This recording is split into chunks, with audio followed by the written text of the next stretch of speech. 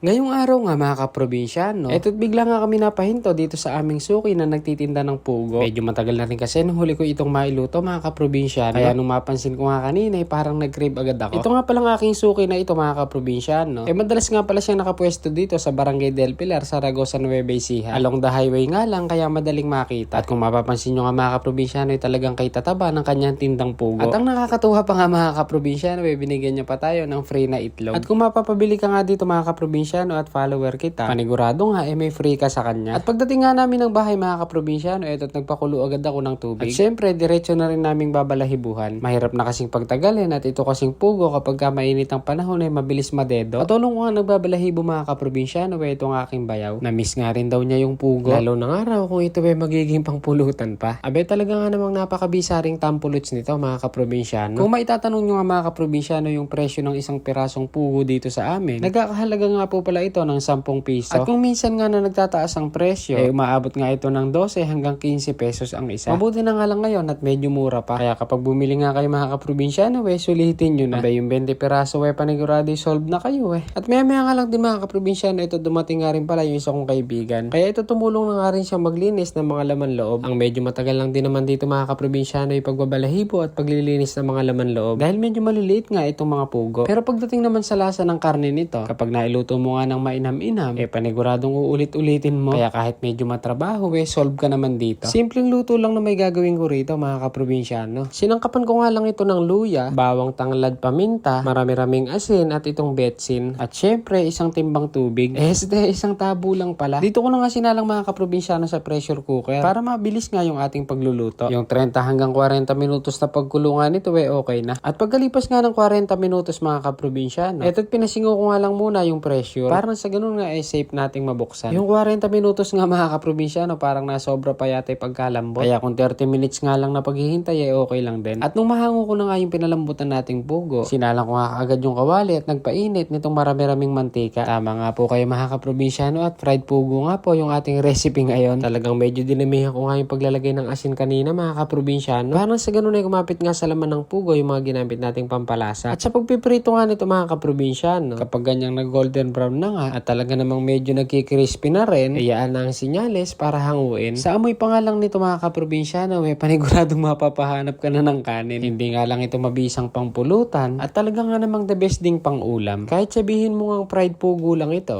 talaga nga namang medyo matagal din ang naging proseso. Ito't medyo hinapon na nga rin tayo sa pagpipirito. At yung aking kaibigan nga ang gumawa nitong suka. Ito kasi ang best ka-partner nito mga kaprobinsyano. At nung magawa na ngay ating mabisang sausawan, ito tinash ko nga lang sandali dito sa ating bilao. At pagkalipas nga lang ng ilang minuto, ayun with matching panulak pa nga. Sa plating naman, mukhang masasarap ang kwentuhan nito mamaya bago ang lahat, tara po muna't samahan nyo kaming kumain ng maagang hapunan. Ayun, init. Fried pugo mga kaprobinsyano. Kain po tayo. Init. Sobra po lambot Uy. Nalalalag. Ito favorite ko to. Buya. Kaprobinsyano. Tingnan natin na yung suka. Sukat sili. Yan. Ay po.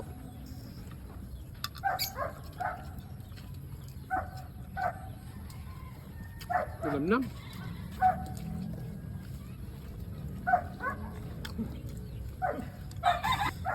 Sarap to sa Alfonso mga kaprobinsyano mamaya. Pero magsasapin muna tayo at mahirap tumagay ng walang sapin. Init. Sarap to mga kaprobinsyano itong suka natin na may pipino.